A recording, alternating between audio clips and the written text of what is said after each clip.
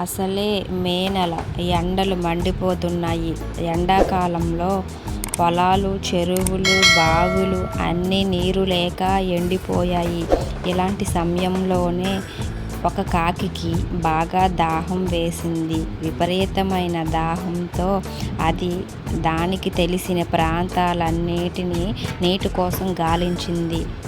ఎక్కడ దానికి ఒక్క నీటి చుక్క కూడా కానరాలేదు. అలా నీటి కోసం కాకి వెతికిన చోటు లేదు. నీరు మాత్రం దొరకడం లేదు. దీంతో అది రోజు రోజుకు నీరసించిపోతుంది.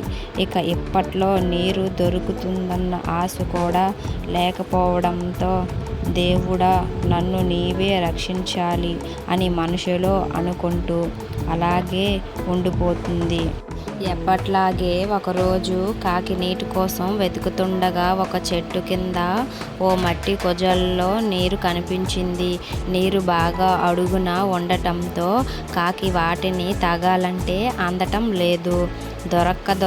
దొరికిన నీటిని ఎలాగైనా సరే తాగి తీరాలని అనుకుంది. అయితే ఎలాగా అంటూ ఆలోచనలో పడింది. ఏదైనా ఒక సమస్య మనకు ఎదురైనప్పుడు వెంటనే కృంగిపోకుండా బాగా ఆలోచించి మంచి నిర్ణయం తీసుకోవాలి.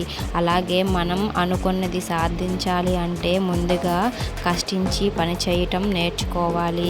బాగా ఆలోచించి ఎంత పెద్ద సమస్య అయినా పరిష్కారం అనేది తప్పకుండా దొరుకుతుంది. వెంటనే ఆ మట్టి కుజాను ఒకవైపుకు వంచింది. కుజ మెడ ప్రాంతం బాగా సన్నంగా ఉండటంతో నీటిని కాకి అందుకోలేకపోయింది. ఇప్పుడు ఎలాగబ్బా అనుకుంటూ అటూ ఇటూ తిరిగింది. అలా తిరగడంగా వెంటనే దానికొక ఉపాయం తట్టింది. ఆ కుజాను నిటారుగా నిలబెట్టి చెట్టు కింద ఉండే చిన్న చిన్న గులకరాలను ఒక్కొక్కటిగా తెచ్చి వేయడం మొదలుపెట్టింది. కాకి అలా వేస్తుండగా కుజల్లో ఉంచి నీరు మెల్లమెల్లగా పైకి రావడం మొదలయ్యింది. పైకి వచ్చిన నీటిని చూసిన కాకి సంతోషంతో గబగబా తాగేసింది. దాహం తీర్చుకుంది. తాను చేసిన ప్రయత్నం ఫలించటంతో కాకి పట్టరాని ఆనందంతో ఎగిరిపోయింది. పిల్లలు, ఈ కథ ద్వారా మీరు తెలుసుకున్న నీతి ఏంటంటే, ఏదైనా ఒక సమస్య మనకు ఎదురైనప్పుడు వెంటనే కుంగిపోకుండా బాగా ఆలోచించి మంచి నిర్ణయం తీసుకోవాలి.